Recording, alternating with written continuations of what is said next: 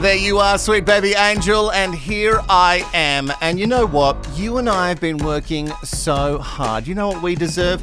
A little retreat, a getaway. Well, not from the trash, mess, and drama. That is going to be coming with us. Let's rehash. You want the trash? I got it all for you. Let's rehash the mess together.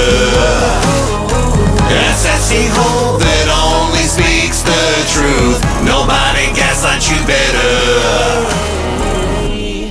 Hello, I'm Wilko, the guy who rehashes reality, and welcome to Watch Next Episode. Make sure you have liked this video, that's giving it a thumbs up, and have subscribed and turned on notifications.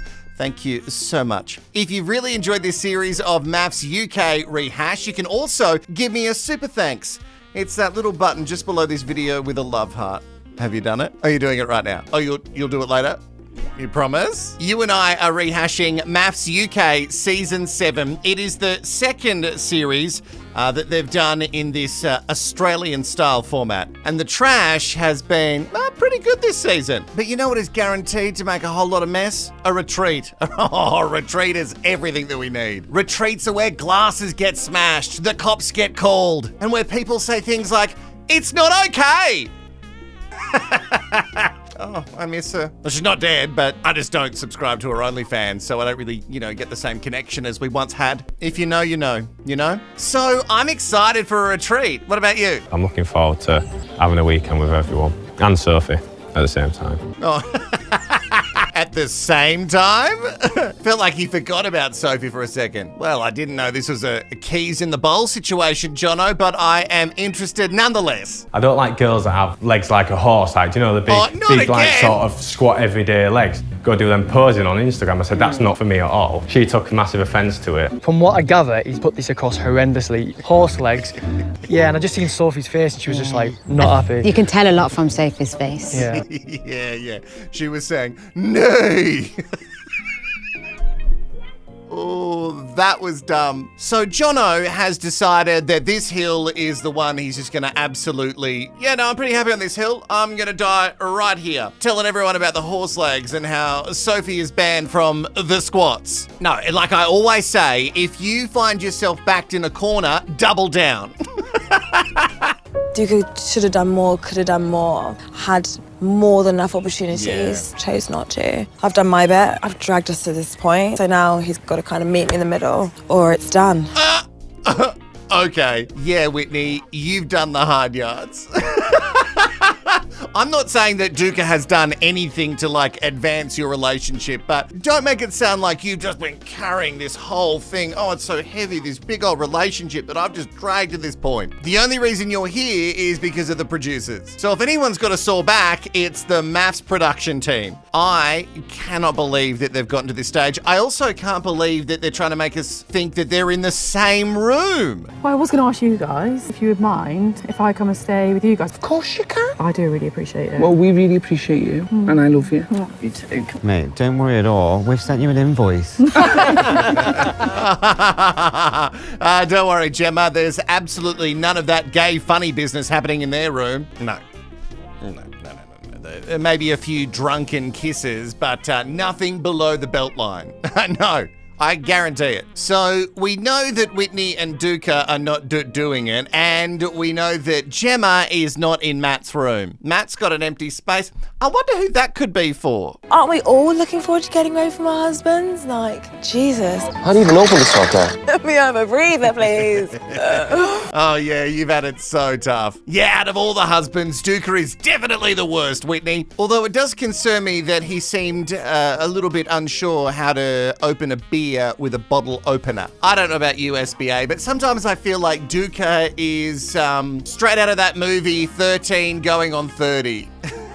Yeah, that one with Jennifer Garner, you know what I mean? She all of a sudden one day she's 13 and the next she's 30. Duca just woke up one day in an older body and was like, wow, what's the first thing I should do in this grown-up body? I know, sign up for Mafs. I've had a journal made for Matt, and it said love letters to my future husband. I wrote him a love letter every day before I came in here for a month. That's sweet.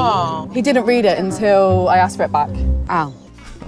So he read it when you asked. So he did read it. Did he read it? Anyone else feel that's a bit of a red flag on Gemma's part? Love letters to your husband. This is to the person that you've never met. Oh, there's romance and then there's too much. In the comments below, let me know if that's sweet or bleh. I bet you in the love letters, this is not the story that she wrote. Okay, the bride you would most like to be married to. Oh. Does Sophie cook? Well, not yet. Sophie- Oh, that's a good question, bro. She doesn't iron. Right, I'm taking that as an answer. Gotta be Shan. What you and Shan have? I wish I fucking have that, bro. Cheers, bro. It's all right. It's all good. Funnily enough, I'd probably say Kate. Keisha. I'd say Kate. I would marry the shit out of you.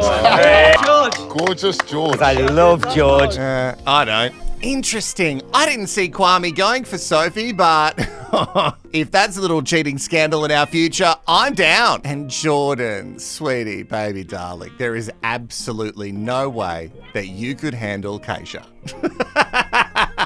No, she would destroy you, little boy.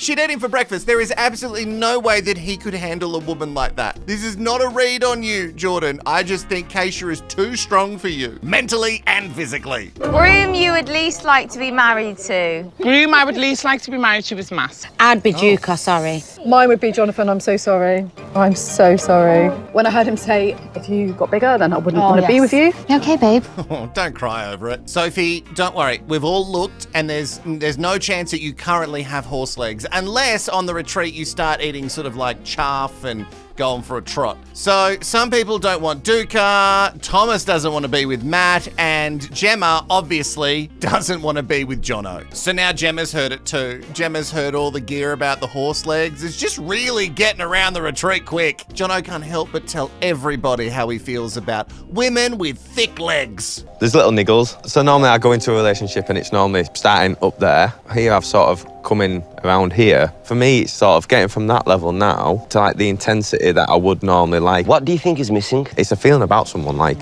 spark. Sometimes you meet someone like you want to just rip the clothes off. That intensity, that just it's a feeling you have between each other, not necessarily just you. It's reciprocated. You're saying you don't want to rip Sophie's clothes off? Well, yeah. Wow. Well, Kwame can't believe it because he is absolutely ready to rip Sophie's clothes off. I'm confused. You already have ripped Sophie's clothes off. And now you're like, nah, no good. Are you saying these things to Sophie or is this information that she doesn't have? And also, track it back a little bit. On the honeymoon, you wanted to take it a little bit slower and not rush in like you have done before. And now you're wishing that it had gone a little bit faster. Can't keep up with you people. I think Jono's the type of guy where the grass is always going to be greener. So whatever he doesn't have, he'll want. Unless in that greener pasture over there, there's a horse. with thick legs. Sexiest partner, apart from your own. I would probably have to say Matt. It's not what I typically go for. Tatted up from top to bottom, but he's a good-looking boy. Whitney, I feel like you've taken me by surprise. Did get kind of a vibe earlier. Can we not? I don't mean no disrespect to you. The delivery was quite harsh and it was intended to make me react. It was horrible. It made me feel so irrelevant. Well, I think in this regards to Whitney's life, you are Gemma. She's not thinking about you. Whitney is thinking about Whitney 24/7. This is happening. This is happening. As soon as she started talking about him, her whole demeanor changed. Because even in the last dinner, we saw that little spark brewing between them across the table, and she was asking April the second that she saw him, and that's her BFF in the experiment. Did you chat to the big one with the tats? Yeah, what'd you think? April was not in. In fact, she was scared and locking her doors. Again, 100% for me, stick. It's stick? Yeah, 100%. If I had it all nice and cozy, what the fuck would I have learned from myself? I feel like sometimes you're pushing against a closed door. But before I decide when the door's closed or not, I myself as a person gotta push. Otherwise, I'm giving up way too quickly. What else is left to try? You gotta realise, you gotta get to a point where you're like, it's done, it's dead. Yeah, it is. It's absolutely dead, Zoe. Duca, there's no pushing on the door anymore. The door is dead-bolted. Whitney is never going to unlock that door. In fact, she didn't even let you get your foot in. There's not even a toe in the door. I get it. You're trying to look like the good guy and saying, I'm going to stick. But then there's insanity, and this is insanity. I'd probably say Whitney. that's where I go. I'm not afraid of honesty. We've crossed paths. There's been a nice vibe. Yeah, she's a beautiful girl. Them saying they've crossed paths, is that a euphemism for... No, it's physically they've bumped into each other. Ugh. Not bumped uglies just yet. I'm officially going to say it. This is the start of the cheating scandal.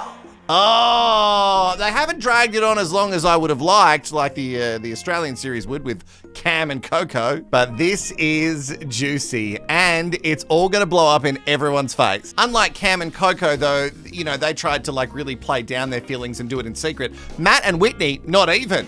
Oh yeah, I want to be with Matt. Oh yeah, Whitney. Absolutely would twist for her. You all don't know, and I've been the one trying to reassure him. By the way, can I just say about George's character, he's a really good, kind, beautiful man. But babe, there's a thing you do where you're talking over people. Well, there's a thing you do where you talk over me. Play that game, then switch away. It's not nice. No. It's not nice. I don't know if you guys are getting this vibe, but I don't think Whitney and Thomas like each other. Am I way off here? She's not wrong, though. I don't agree with many things that Whitney says or does. But, Thomas, you don't let people get a word out. And if anyone interrupts you, you absolutely flip. Double standards with performative Tom. The next question is the fakest couple. George and April. I don't know about that one. You're the fakest person here. I just don't like conflict or confrontation, so I want to be everyone's friend. I don't know if you can hear. No, of course you don't. He's such an aggressor. He absolutely just pokes and prods. But weirdly, he's the one who blows up. You can see where it's going. He's absolutely going to blow up. The fakest couple. I don't know. That's tough. There's a lot of couples that seem pretty fake in this year's experiment. Jenna and Zoe, I feel like they're legitimately trying. And Jordan and Shania, I think they're the only two that are really trying. And then there's Adrian, who's just like trying on his own. I'm not talking about this anymore because it really fucks me off that I'm being made out to be a fucking liar and pissed the fuck off. I was You're never a liar. That's a big statement. Like, Thomas. She calls this face drive and all that bullshit. Fuck you and fuck you. Bye-bye, bitch. Not a bitchy person, I'm not. Thomas. Bye-bye, bitch. So we predicted it once again. Thomas really pokes and prods, becomes the aggressor, tries to get a rise out of everybody else, and then he gets mad and walks away. I know there's heaps that we don't see in the argument, so maybe there was a lot more that happened for Tom to hit 100. I don't know if you need too much to happen for Tom, but it seems that April does cry very quickly. You don't think she looks like someone who's, you know, really trying to cry? You know, like a bad actor in a soap, like she's really trying to cry and she just thinks if I pull the face, maybe they'll come out. Am I crying yet? Grab that bit for the thumbnail. Can I just say that I am back now? And you said to Whitney and Shanita that you were pretending to be my friend? Fucking hell. Maybe we just like turn the page, guys. I don't think it's really going to get resolved, to be honest with you. This is like flogging a dead horse, like build a bridge and get over it. Oh, not a horse, because horses have horse legs. And once again, I find myself agreeing with Whitney. Why are we talking about this still? Nobody cares, Tom. Even Shania seems to have completely given up on this topic. So you and April, this toxic thing, just wrap it up. We're bored with it. My favorite bit, him announcing to the group that he was back. Yeah, honey, we can see. And just in case we didn't see, you made sure that you were heard again. Why are people getting offended for you?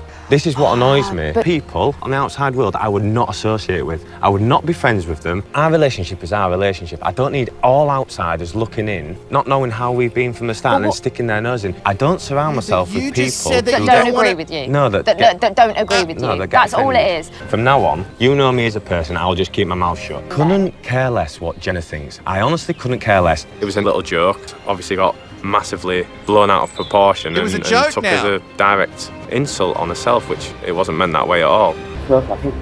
What do you mean you couldn't care less, though? Okay, I'm so confused, Jono from York. So now you're saying it was a joke, but at the time, at that dinner party, you said it was meant to cause offense. What? So when people get offended, oh, it's a joke. But if they don't get offended, you meant it. So we know that the cheating scandal is going to become a thing. Oh, for sure. Please, let it happen. But what I found really interesting in the new little throuple that's happening, this platonic throuple, well, not even with Thomas and Adrian is anything going on. So with Gemma, Thomas and Adrian, they have a sit-down chat and Adrian doesn't say anything about what Matt said about Whitney. That was the time to tell her that Matt had the same feelings as Whitney. And this is the reason why it was the time to tell her, Adrian. Oh, that laugh. Oh, it gets me every time because it's a little bit, John Jarrett, the guy from Wolf Creek. I'm not emotional. I'm not sad about the whole Duke and I thing. I didn't come here to settle. I have minimised myself and shrunken myself for him. Yeah, I'm in a very similar position. I don't know, like I deep down know that it's dead. What did you come here for? In a realistic sense, I thought someone I could just vibe with, have a good laugh with, someone that I can grow with. Oh, God, Jesus. Oh, anyone else feel like a shower? Because somehow I'm dirty and I'm just watching. I know I guaranteed it earlier, but this little rendezvous, having a cuppa together, has sealed it for me. The cheating scandal is absolutely on the way, and we seal it with a cuddle. Oh. And with that, we must get to the next episode because we've been at the retreat for so long and I'm very hungry. Maybe we should have a dinner party. Yeah? Okay. We'll do it in the next episode. In the meantime, make sure you have liked and subscribed. And in the comments below, if you are a true blue sweet baby angel forever and ever, I need you to just put just laugh maniacally. Maybe not maniacally. Just some creepy laughs in the comments below for me because the algorithm would really enjoy it. If you want more Mafs, you can always get the podcast recapped at first sight with my friends Bobcat with my mini rehashes, and I will be doing more guest appearances. To listen, click the link in the description below. And I'll see you for the next one very soon. Bye-bye.